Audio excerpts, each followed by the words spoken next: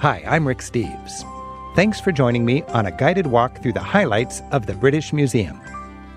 In the 19th century, the British flag flew over 1/4 of the world, and Britain collected ancient art as fast as it collected colonies. From the Great Court, doorways lead to all wings of this vast museum. To the left are the exhibits on Egypt, Assyria, and Greece, and that's what our tour covers.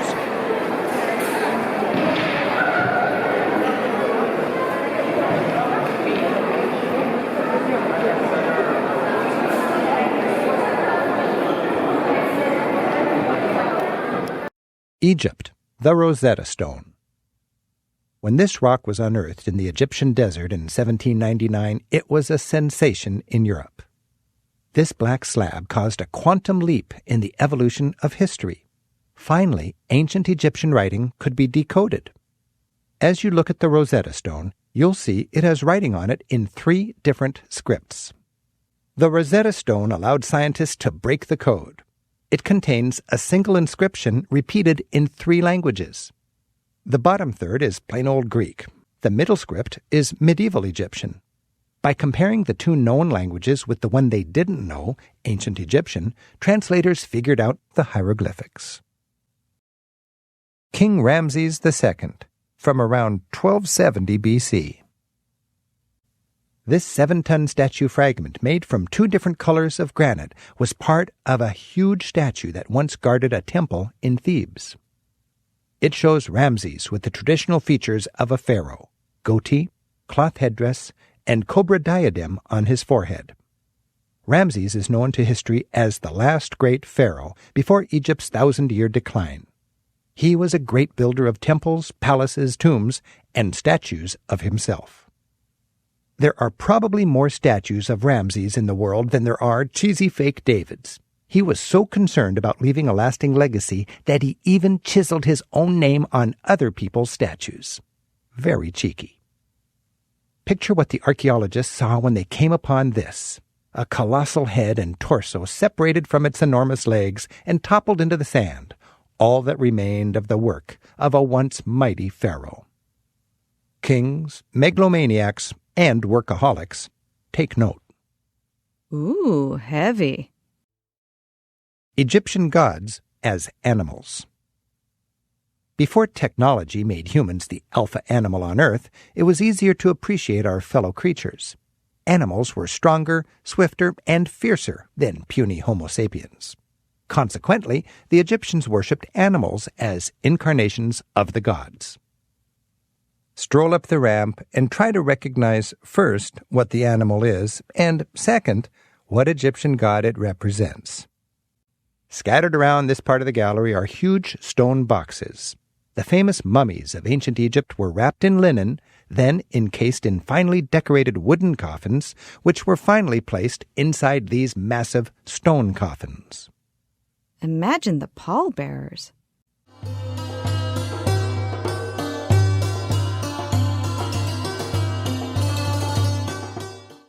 This scarab, or species of beetle, would burrow into the ground, then reappear, like the sun rising and setting, or dying and rebirth. The scarab was a symbol of resurrection. Pharaohs wore the symbol of the beetle. Tombs and temples were decorated with them, and the scarab hieroglyph meant to come into being. Scarab amulets were placed on mummies' chests to protect the spirit's heart from acting impulsively. As you climb the stairs, admire the ancient Roman mosaics in the stairwell. The colors are typical of what was popular in Rome back then: red, black, brown, white, light green. Romans loved to portray nature inside their homes, on the floors and on the walls. There are several corpses in this room. Go ahead, find yourself a mummy. Mummifying a body is much like following a recipe. Imagine the joy of embalming. Take it, Julia child. To mummify a body, disembowel it, but leave the heart inside, pack the cavities with pitch, and dry it with natron, a natural form of sodium carbonate, which I believe is also the active ingredient in Twinkies. Then carefully bandage the body from head to toe with hundreds of yards of linen strips. Let it sit 2,000 years and voila! Or just dump the corpse in the desert and let the hot, dry, bacteria-killing Egyptian sand do the work. With all due respect, you'll get the same results. The mummy was placed in a wooden coffin, which was put in a stone coffin, which was then placed in a tomb. By the way, the pyramids were basically just supersized tombs to protect the mummies of the rich and famous. Don't miss the animal mummies in room 62. Surveying the exhibits in this room, you'll notice that cats must have been popular pets. Remember, cats were considered incarnations of the goddess Bastet. Worshipped in life as the sun god's allies, preserved in death, and memorialized with statues for eternity, Egyptian cats were given the adulation they've come to expect ever since. I see dead people. I see dead people. You'll see canopic jars displayed in these rooms. The eternal organs of the deceased were preserved in these urns alongside the mummy. And small statuettes of the deceased, called shabtis, were scattered all around the gravesite. Notice the hieroglyphs on the coffins and on the tomb walls. These were written burial rites from the Book of the Dead. They were essentially magical spells designed to protect the body and crib notes for the waking soul. The soul needed to know secret passwords to get past the guardians of eternity. We'll meet up again in room 64, where you'll find a glass case containing a body. It's the remains of a tourist who tried to see it all. Gebelein Man, also known as Ginger. This man died 5,400 years ago. That's 1,000 years before the first pyramid. His people buried him in the fetal position where he could sleep for eternity. The hot sand naturally dehydrated and protected his body. Buried with him are a few of his possessions, bowls, beads, and next to his arm, a flint blade. His grave was covered with stones. Named Ginger by scientists for his wisps of red hair, this man from a distant time seems very human.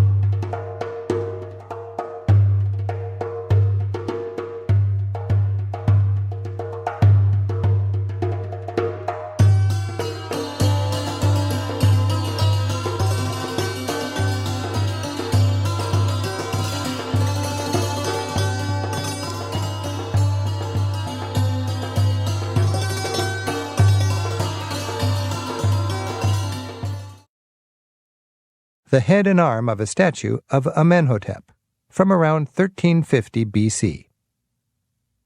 Art also served as propaganda for the pharaohs, the kings who called themselves gods on earth.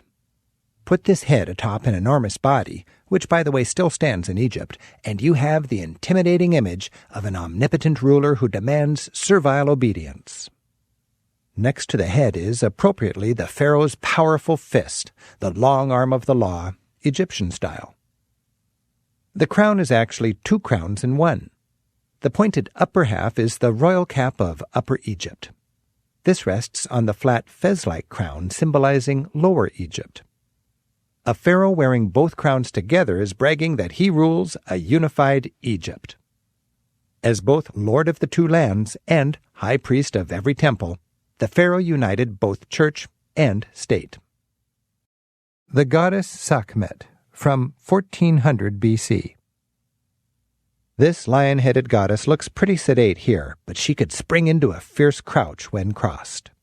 Sakhmet was the pharaoh's personal bodyguard, who could burn his enemies to a crisp with flaming arrows. Gods like Sakhmet ruled the Egyptian cosmos like dictators in a big banana republic. Egyptians bribed their gods for favors, offering food, animals, or money, or by erecting statues like these.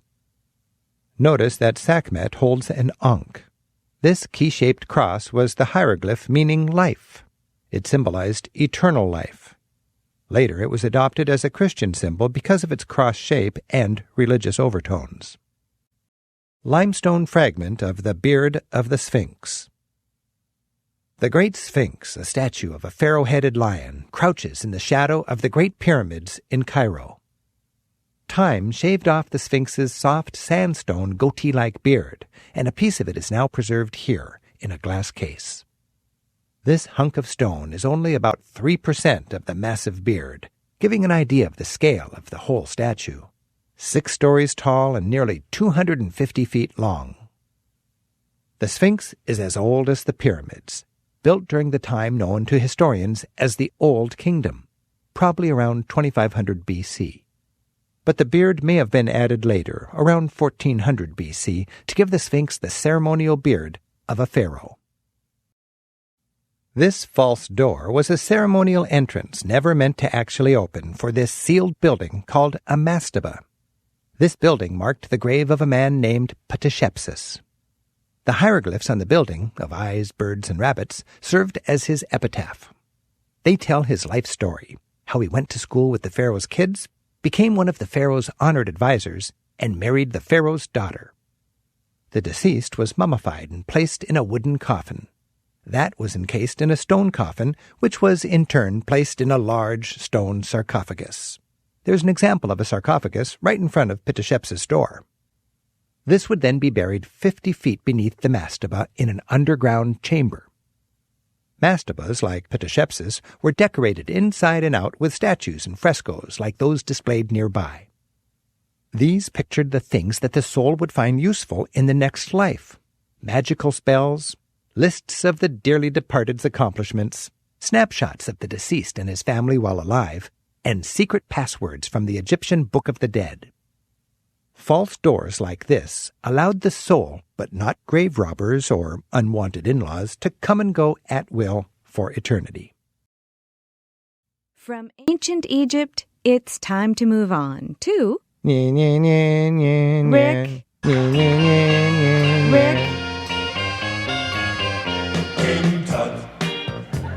Rick.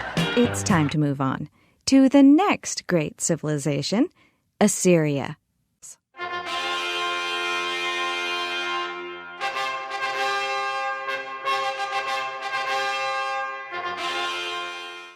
Long before Saddam Hussein, Iraq was home to other palace-building, iron-fisted rulers, like the Assyrians. These lions guarded an Assyrian palace in what is now Iraq back in 860 BC. With the strength of a lion, the wings of an eagle, the brain of a man, and the beard of ZZ Top, they protected the Assyrian king from evil spirits and scared the heck out of foreign ambassadors and left-wing newspaper reporters.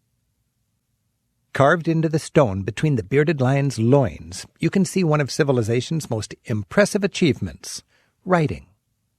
This wedge-shaped script, called cuneiform, is the world's first written language, invented 5,000 years ago by the Sumerians of southern Iraq. They passed it down to their less civilized descendants, the Assyrians. This gallery is a mini version of the throne room of King Ashurnasirpal II's palace at Nimrud. As you enter, imagine what you would have seen 9 centuries before Christ.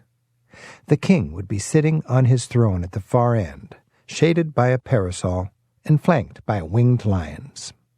He'd be surrounded by these relief panels, which were originally painted in bright colors and finished with a shiny varnish. Find the king himself in the first panel on your right. He's the one with the braided beard, earring, and fez-like crown. He's flanked by his supernatural hawk-headed henchmen. They sprinkle incense on their king with pine cones. The bulging forearms hint at Ashurnasirpal's reputation as a merciless warrior, who used torture and humiliation as part of his distinct management style. The cuneiform inscription running through the center of the panel is Ashurnasirpal's resume. It reads, "The king who has enslaved all mankind, the mighty warrior who steps on the necks of his enemies, tramples all foes, shatters the enemy, the weapon of the gods, the mighty king, the king of Assyria, king of the world, B.A., M.B.A., Rick? Ph.D., vice president of marketing." The relief panels in this gallery chronicle the bloody career of King Ashurnasirpal II. Vice President of Torture. And all-around good guy. Many nations conquered by the Assyrians consisted of little more than a single walled city. Here, the Assyrians attack with a crude tank, actually a siege engine that shields them as they advance to the city walls to smash down the gate with a battering ram. The king stands a safe distance away behind the juggernaut and, looking braver than he actually is, shoots arrows. The Assyrian army was both fierce and efficient, equipped with high-tech siege engines like this one, with chariots, and with mounted cavalry. Soldiers flee the slings and arrows of Assyrians by swimming across the Euphrates River. They use inflated animal bladders as life preservers. These marble bulls guarded the entrance to the city of Dur-Shar-Akin, which means Sargonsville. This was a new capital, near Nineveh, in the modern city of Mosul. It boasted vast palaces built by Sargon II around 700 BC. Lion hunting was Assyria's sport of kings. On the right wall are horses. On the left, you'll find hunting dogs. And next to them, lions, resting peacefully in a garden. They're unaware that shortly they'll be rousted, stampeded, and slaughtered. Lions lived in Mesopotamia up until modern times, and it was the king's duty to keep the lion population down to protect farmers and herdsmen. This duty soon became a sport, with staged hunts and zoo-bred lions. And lion hunting was a political statement, enabling the kings of men to prove their power by taking on the king of beasts. This low point in Assyrian cruelty is perhaps the high point of their artistic achievement. It's a curious coincidence that civilizations often produce their greatest art in their declining years. You'll walk past glass cases of small figurines. These prehistoric Greek Barbie and Ken dolls date from the Cycladic period. That's from about 2500 BC. Browse the cases of vases from ancient Greece. You'll see lots of ceramics painted in red and black, with geometric patterns and a few crudely done human figures. During its golden age, roughly 500 to 400 BC, Greece set the tone for all of Western civilization to follow. Democracy, theater, literature, mathematics, philosophy, science, art, and architecture, all these were invented, or at least forever changed, by a single generation of Greeks in a small town of perhaps 80,000 citizens. Pottery, like the pieces in this room, usually painted red and black, was a popular export product for the sea-trading Greeks. In her dying moment, Penthesilea looks up, her gaze locks on Achilles. His eyes bulge wide, and he falls instantly in love with her. She dies, and Achilles is smitten. Ah, how sweet.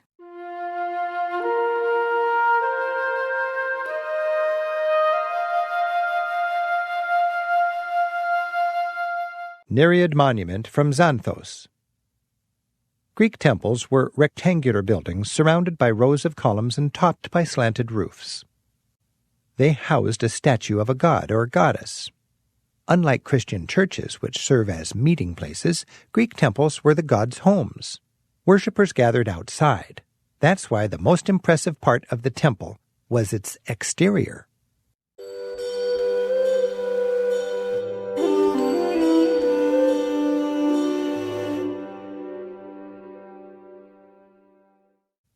Our tour continues through the glass doors to your right. Wait, Lisa. Before we go there, I've got a slight detour. Okay, everybody, here we go. Leave the British Museum, hop on the tube to Heathrow, and fly to Athens. In the center of the old town, high atop the flat hill known as the Acropolis, you'll find the temple called the Parthenon. Okay, but you'll still need to pass through the glass doors labeled the Parthenon Galleries. The Parthenon. This temple, dedicated to Athena, goddess of wisdom and patroness of Athens, was the crowning glory of an enormous urban renewal plan during Greece's Golden Age. After Athens was ruined in a war with Persia, the city, under the bold leadership of Pericles, constructed the greatest building of its day. Phidias, the greatest Greek sculptor, decorated the Parthenon exterior with statues and relief panels. These are the sculptures you see displayed all around you here in this vast hall of the British Museum, the so-called Elgin marbles. The marbles were named for the British ambassador to Greece, Lord Elgin. Back in the early 1800s, he had the sculptures hammered, chiseled, and sawed off the Parthenon. They were then shipped to London, where they've remained ever since. Though the Greek government complains about losing its marbles, the Brits feel they rescued and preserved these precious sculptures. In its heyday, the statues and reliefs were all painted in vivid colors. The Parthenon, then and now, was the iconic symbol of the Golden Age, when Athens dominated the Greek-speaking world and established what we think of as Western civilization. As you enjoy the Elgin marbles, keep in mind that they once decorated this greatest of Greek temples. The 56 relief panels lining this main gallery are part of the frieze that originally ran all around the exterior of the Parthenon, under the eaves. They show Athens' version of a 4th of July parade, celebrating the birth of the city. On this festive day, citizens marched up to the Acropolis to symbolically present a new robe to the 40-foot-tall golden ivory statue of Athena, housed in the Parthenon. These were the girls who were the heart of the procession. It's girls like these who were entrusted with the most important task, bringing the sacred robe. A man and a child fold the sacred robe of Athena and hold it up for the god's stamp of approval. These statues were originally nestled nicely in the triangular pediment above the columns at the Parthenon's main or east entrance. They depict the legendary moment when the city of Athens was born. The Greek gods are lounging around, gathered at an Olympian banquet. Suddenly, there's a stir of activity. Hebe, the cupbearer of the gods, has seen something amazing. She's the tallest surviving statue near the center.